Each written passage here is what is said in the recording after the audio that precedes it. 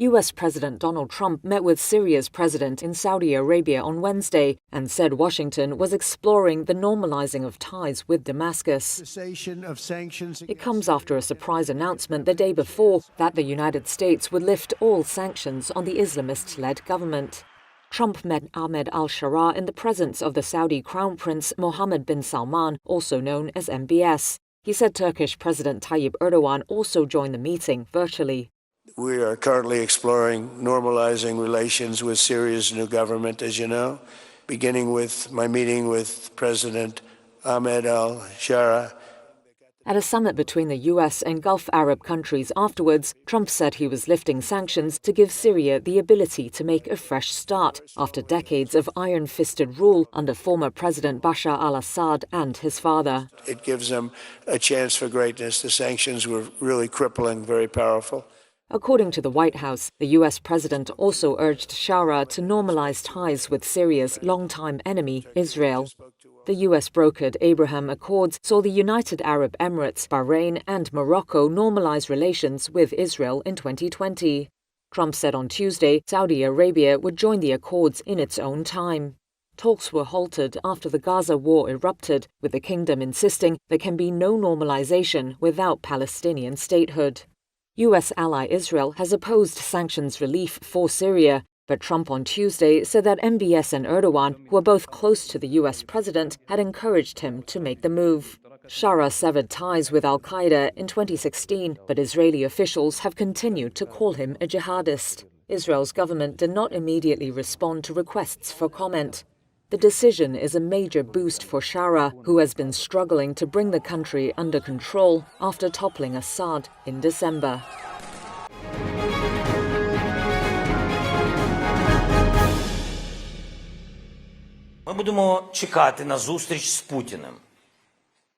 We will wait for the meeting with Putin in Turkey in order to prevent any Russian manipulation over cities and to prevent them from saying that Putin is not ready to come to Ankara, but only to Istanbul. I want to say, if Putin flies to Istanbul and not to the capital, I've already sent a signal to President Erdogan, and the Turkish side are ready for President Erdogan and myself to fly to Istanbul.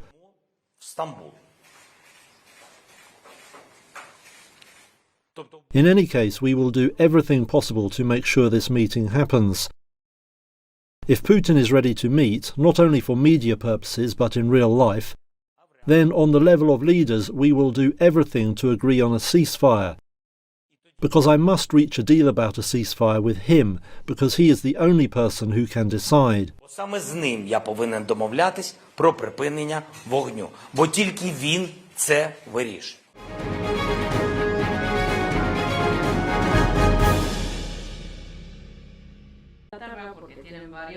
Former Uruguay president and guerrilla fighter José Mujica has died at the age of 89.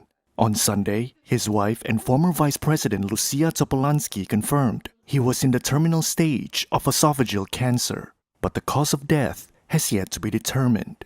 Mujica was known for a humble lifestyle and progressive reforms that earned him worldwide respect. Nicknamed Pepe, he led Uruguay's leftist government from 2010 to 2015. As president, he was a civil liberty pioneer, legalizing gay marriage and early abortions and supporting legal marijuana sales. Gay marriage and abortions were big shifts in Catholic Latin America, while his marijuana stance was almost unprecedented worldwide. He also wore modest clothes and refused to move to the official presidential residence, staying in a suburban home where he kept a flower farm. Mujica also harbored a more radical past. In the late 1960s, he joined the Marxist Tupamaros, a guerrilla group that fought Uruguay's conservative government with robberies, kidnappings, and bombings. Mujica said he never killed anyone, but took part in clashes and was shot 6 times. He later became president when he was 74, despite concerns about his age and rebel background. Critics often questioned Mujica's tendency to break with protocol. His blunt remarks and habit of ignoring rules often forced him to explain himself. But his simple lifestyle and progressive ideas earned the admiration of many Uruguayans. The death of Pepe Jose Mujica is something that doesn't only affect Uruguay, but the world. He was loved, he transcended borders. He taught us that he was the same person from day one. It didn't matter if he was or wasn't president. We appreciated him a lot. His drastic departure has deeply affected us. Se lo valoro un montón y yo creo que pegó muy fuerte su partida tan drástica. Beyond agreeing or not agreeing with his ideas, he was an important person for the country. His politics, his rhetoric reached the people in a way that other people have not been able to. Mujica's death had leaders across Latin America expressing sorrow Tuesday as they said goodbye to a beloved political icon. That included current Uruguay President Yamandu Orsi. Mujica's wife Lucia Topolansky was his partner since their guerrilla days, married him in 2005, and served as vice president from 2017 to 2020. After leaving office, they stayed active, attending Latin American inaugurations and supporting candidates in Uruguay, including Orsi, who took office in March 2025.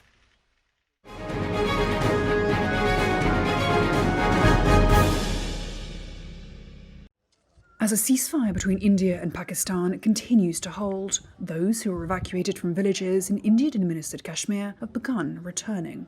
But many have found their homes destroyed and want compensation, like Roshan Lal, who lives about 4 miles from the de facto border.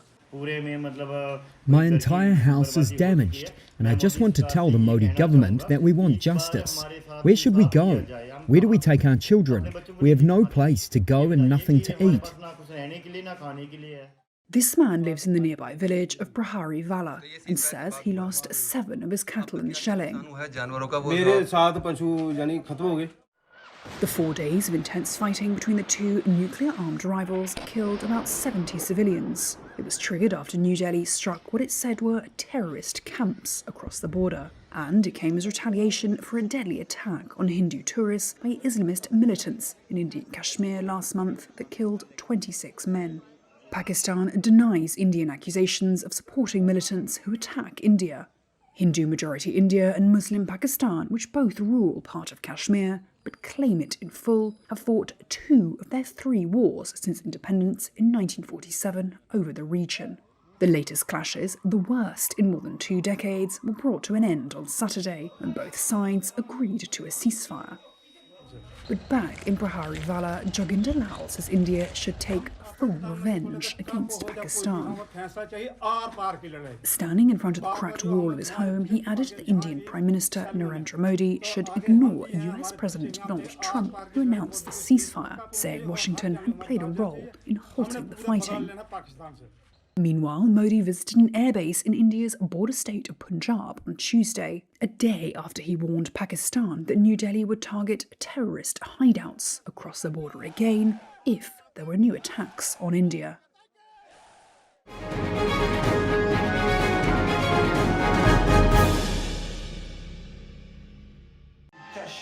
Halle Berry wore a black and white striped dress on the red carpet at the Cannes opening ceremony on Tuesday, though it was not her first choice, she told reporters earlier in the day.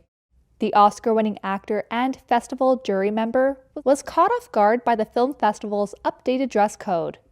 But I had an amazing dress by Gupta to wear tonight, and I cannot wear because the train is too big. So of course, I'm going to follow the rules. So I had to make a pivot. The new rules prohibit nudity as well as voluminous outfits, which include long trains that may block the way for other guests and complicate theater seating. In addition, the code now explicitly allows for elegant shoes without a heel on the red carpet. BBC film reporter Tom Brooke called the rules something for people to talk about. Well, that seems to happen, every time with Cannes. I remember a few years ago there was a ban on selfies. There was also a ban on women wearing flat heels at Cannes, and there was an uproar about that. I think it was called Heelgate or whatever. And now we hear that no nudity will be allowed on the red carpet. In my mind, it's not terrifically important. In recent years, guests and celebrities on the red carpet have been pushing the limits of the festival's dress code. Kanye West and his wife Bianca Censori caused a stir at the Grammy Awards red carpet earlier this year when Censori dropped an oversized coat to reveal a sheer dress with nothing underneath. Organizers said they could deny red carpet access to those who do not respect the rules.